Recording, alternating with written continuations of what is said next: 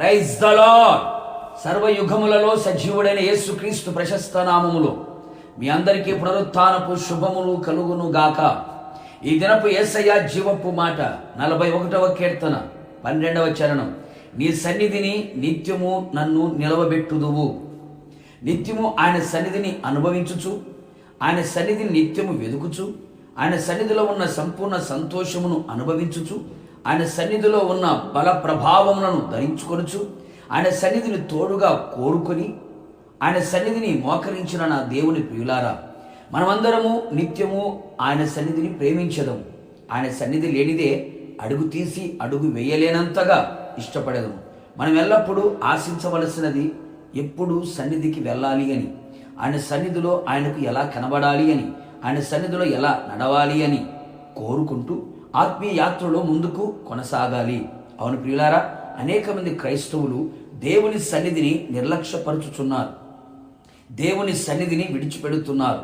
మరికొందరు దేవుని సన్నిధి నుండి పారిపోవచ్చున్నారు, మరికొందరిని ఆయన సన్నిధి నుండి త్రోసివేయుచున్నాడు.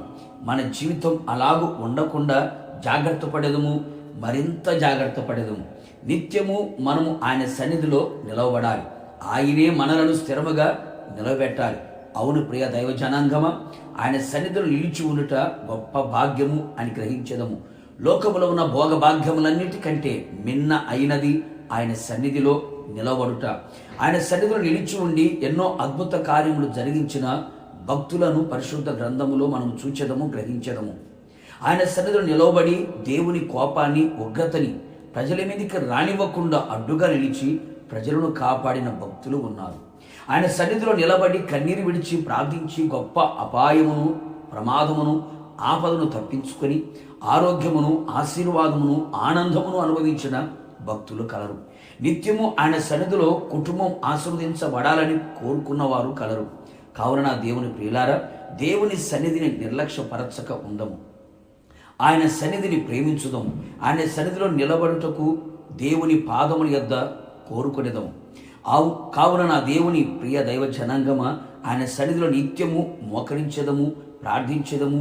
నిశ్చయముగా ఆయన మనలని ఆయన సన్నిధిలో నిలవబెట్టి ఆయన రాకడలో ఆయన ఎదుట నిలబడినట్లుగా ఆయన కృప దయచేయునుగాక. ప్రార్థన. అత్యంత కృపగలిగిన మా ప్రియ పరలోకపు తండ్రి, నీ పరిశుద్ధ పాదములకి స్తుతి స్తోత్రములు చెల్లించుచు ఉన్నాం తండ్రి. పునరుత్థానపు దినమున మీరు మాకు ఇచ్చినటువంటి జీవపు మాట కొరకు స్తోత్రం. అవును ప్రభువా, మా జీవితాలు నిత్యము మీ సన్నిధిలో నిలబడినట్లుగా కృప దయచేయమని కోరుతున్నాం. ఎవరు మీ సన్నిధి నుంచి పారిపోకుండా, విడిచిపెట్టకుండా, నిర్లక్ష్యపరచకుండా, మీ చేత త్రోసి వేయబడకున్నట్లుగా, మీ సన్నిధిలో స్థిరముగా నిలుచున్నట్లుగా మీరు కృప దయచేయమని కోరుతున్నాం. మీ సన్నిధిలో దాగి ఉన్న ప్రతి శ్రేష్టమైనటువంటి దీవెనలు మేము పొందుకొని మీరు అక్కడ పర్యంతము నడిపించబడినట్లుగా ఆశ్చర్యకరమైన మీ సహాయం అందించమని యేసు నామములో అడుగుచున్నాను తండ్రి, ఆమేన్. నిశ్చయముగా మీరును మీ కుటుంబ సభ్యులందరూ ఆయన సన్నిధిలో నిత్యము నిలవబడి ఉందురుగాక. God bless you.